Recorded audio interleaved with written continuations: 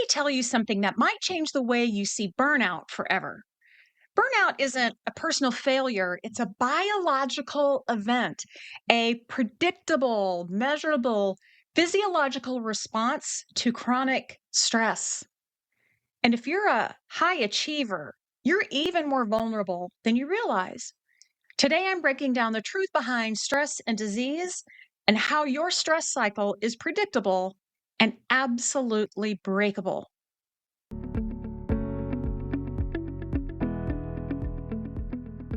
People think stress is in their head, but stress actually starts in the body long before your mind catches up. Here's the simple version: your brain perceives threat.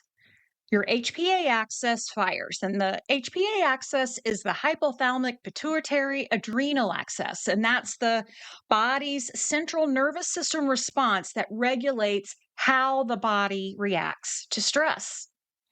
And then comes cortisol and all other types of hormones meant to keep you safe, and they flood your system. Your heart rate increases, your muscles get tense, your body shifts into survival mode. That response is brilliant in short bursts and when we were living in the wild and running from lions and tigers and bears. It is devastating when it becomes chronic. There's a term I want you to remember that I found when I went searching to understand my own burnout experience, and that's allostatic load. It means the wear and tear on the body caused by chronic stress. Think of it like a backpack, and every day you just add a little bit more weight. Pressure, expectations, deadlines, emails, conflict, self doubt, perfectionism, urgency, and whatever else you may come up with. That's my list. And at first, you carry it, and then it starts to change you, and then it starts to hurt you. And if you ignore it long enough, it can break you.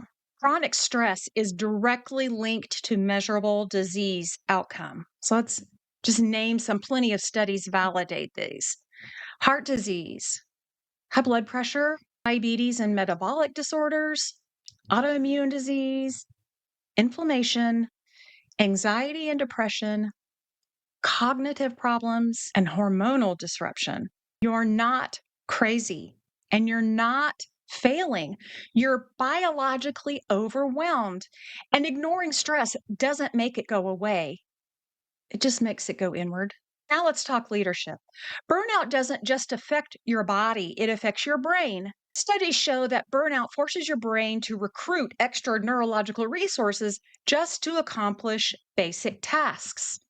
That means slower thinking, reduced creativity, emotional volatility, impaired decision making, lower empathy, and reduced presence. In other words, chronic stress makes you show up as the version of you that you don't want to be. Here's the part most high achievers never admit: the more capable you are, the more likely you are to ignore your body's early warning signs because you've learned to power through, to override, and to deliver no matter what. But here's the truth: you can't outperform your biology, and your biology will always get the final vote. Here's the good news: your stress cycle is predictable and breakable. And here are some tools, they aren't complicated. Number one is nervous system regulation. You hear me talk a lot about the pause. I'm not the only one talking about the pause, but the pause, that moment to take a breath and exhale longer than you inhale. That is signaling safety to your body and it signals your nervous system to start relaxing. You can have somatic downshifts, and somatic means in the body. You can shake your hands, you can relax your jaw, you can roll your shoulders and roll the tension from your shoulders. These simple actions can help your body begin to process those stress hormones out. You can also intentionally reflect rather than react. You may ask yourself, what story am I telling myself about this situation? Or what is my body needing right now? And for those of us who have trouble having agency over our calendars, you can set up some boundaries that can help provide some capacity awareness. And in this situation, saying no is a nervous system strategy. So here's some conscious leadership practices.